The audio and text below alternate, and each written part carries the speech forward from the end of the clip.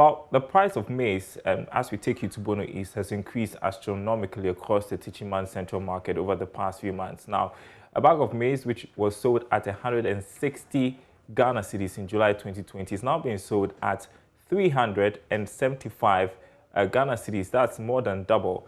Now, traders and sellers are attributing the hike in the prices to the scarcity of the commodity, coupled with the high transportation costs as traders travel to neighboring countries in search of the commodity. My colleague Anas Sabit has been engaging some of these traders and now reports. Maize prices have skyrocketed to a record high here at the Techiman Central Market here in the Bono East region. A bag of maize, which is being sold at 160 Ghana cedis in July 2020, currently is being sold at 375 Ghana cedis. This, according to the traders here, is heavily affecting their businesses as they have to travel to neighboring countries to buy maize to be sold here at the Techiman Central Market.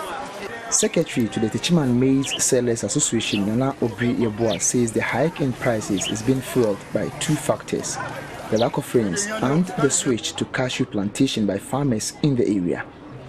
Last year, there is not enough rains. The rains graze through the upper west, upper east, the northern side. That's the 1 point. And then when it comes to Bono Hafon, then Ashanti region, most of the farmers now they are using their lands for cashew growing, and has left only small portions of lands. That's why here we don't have enough maize. The hike has also affected a lot of these traders here, as some of them are currently out of business because they need huge sums of money to be able to travel to neighboring countries to buy this maize. So a number of them are currently out of business, leaving only a few who have enough money to be able to embark on these journeys. Da Emmanuel is the treasurer of the Techiman Maize Sellers Association. And I'm sure I had to say, no, Bruno, you never has it. This is your question. We travel long distances to get the commodity, and due to the high travel costs, some sellers are currently out of business because they can't afford the transportation cost.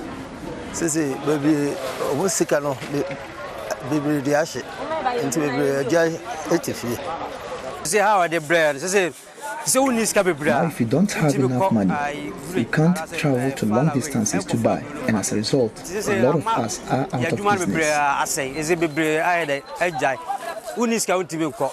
Aside the fact that these sellers go through a lot of struggles to get the commodity to sell, they also risk losing their monies to fraudsters and sometimes to armed robbers.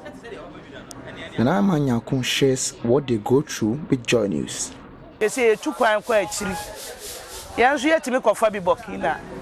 We travel to Burkina Faso and sometimes beyond, and this has contributed to the hike in prices. And we face a lot of risks, including armed robbery attacks. We are sometimes deceived by fraudsters, and when we get there, they run away with our monies. All these contribute to the hike in prices.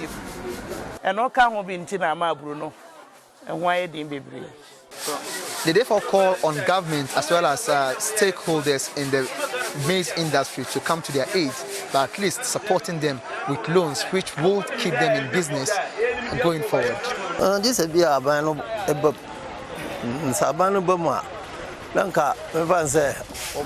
We need government's intervention, at least. If we are given soft loan to support our trades, the prices may be stabilized.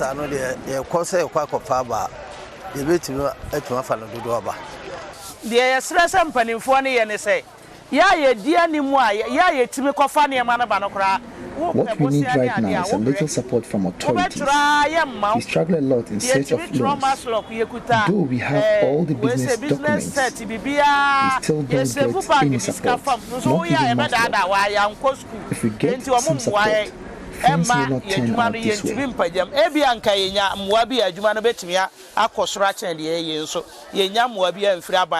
Unless government come in and import some maize to Ghana, so that the players of the poultry farmers and they can continue their work.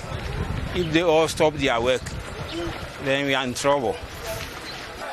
So this has been the situation here at the maize market, here at the Techiman Central Market. My name is Anas Sabit, reporting for JoyNews. Let's make sense of all of this. Joining us is Anthony Morrison, who is Chief Executive of the Chamber of Agribusiness. Great to have you on our program tonight. And it's not just maize, is it? It just cuts across everything. What's your understanding of what's happening? Good evening to your viewers and to your good self. I think that this issue has been happening over the past few months. Prices across board have increased. Last week, the chamber called for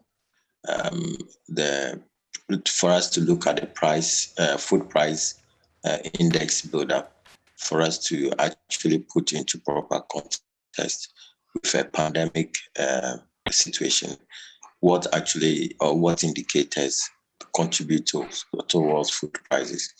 But in the issue of maize, we all do know about the challenges that the pandemic has brought in. Then again, the climate change, and also some uncertainties that, for instance, smuggling of or exporting of maize to other neighboring countries, and also hoarding, which a lot of people have hoard, and they are not able to release them just because they want prices to hike.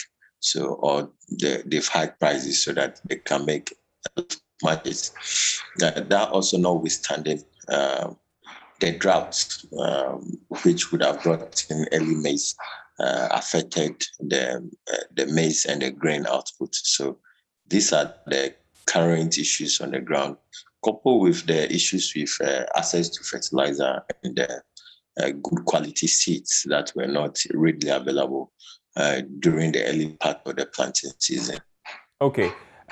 Talk about the smuggling of fertilizer. Today, the Daily Graphic reported that the Food and Agriculture Minister was warning about the future of the Planting for Food and Jobs program because of this issue with fertilizer supply. For instance, we are told that government has not been able to pay suppliers. And we seem to have these kinds of negative issues happening, and that eventually is impacting on the agri sector, which I guess a few months ago were patting on the back for the progress made. What are we missing? Yes, we are missing a lot. First of all, is the way the Planting for Food and Job itself has been implemented. Yes, if you look at it, from day one, there has been this major concern of smuggling of fertilizers out of the country. And if we were serious state, we would have put in measures to make sure that the smuggling stops. For instance, we can put in some digital system in each of these fertilizer bags that determines where these fertilizers ends.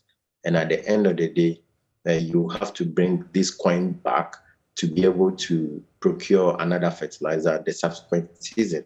And some of these suggestions have been made available to governments, but governments have not taken them seriously. So you see tons of fertilizers being smuggled out of the country. Can you imagine a place like Sisala West and East? Government is talking about fertilizer subsidies have been banned in such a place where that area, for instance, grows a lot of maize for this country. So how do you expect the country to have enough maize to feed itself? You see, so we have a system that is in place that is structured in a way that we are not trying to make it or make any allowances for improvement. And farmers are always on the deck and call. So for us, we think that we need an overhaul of the industry, where Ghana's agriculture industry requires a serious revolution on its own. We need to look at it very well. India went through their green revolution, and it's working better for them. If Ghana have to go through their own version of green revolution within the agriculture sector, restructure the system, first of all, there are certain things we need to take care of. Agriculture is a business. It's not an area where we want to support or help farmers. All farmers must understand that what their engagements are is strictly business. So they should not expect subsidies or they should not expect freebies. You don't want to start, nowhere in the world you want to start a business and you expect something free. No. And government also needs to understand itself that their core mandate is to provide the externalities of the agriculture industry, develop the agricultural roads, access to road. It will blow your mind to go to some of the major agriculture producing zones and see that the roads are so deplorable. Not even the biggest articulator or the biggest truck or even an excavator can move there smoothly. You see, so we have major challenges across board, and we continue to provide free subsidies that these products cannot even make their way onto the market. And sometimes too, some of these challenges are so deep in the neck that even moving some of these so-called fertilizers to the farms becomes a major challenge. Some of the fertilizers don't even get to the farms at all. So we should find a way as a country to find a strategic system, demystify the industry altogether. I was telling someone that we need to deregulate the industry throughout, because there are cartels in the industry.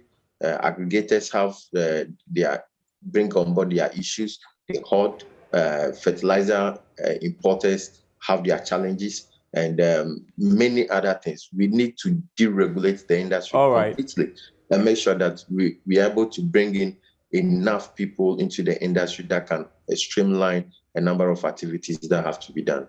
We'd have to leave it here. I think you've made important points tonight. And one more thing has to do with technology as well, and how we are using that to, fight issues of climate change, drought, and all of that. Thank you so much, Anthony Morrison. He's the Chief Executive of the Chamber of Agribusiness.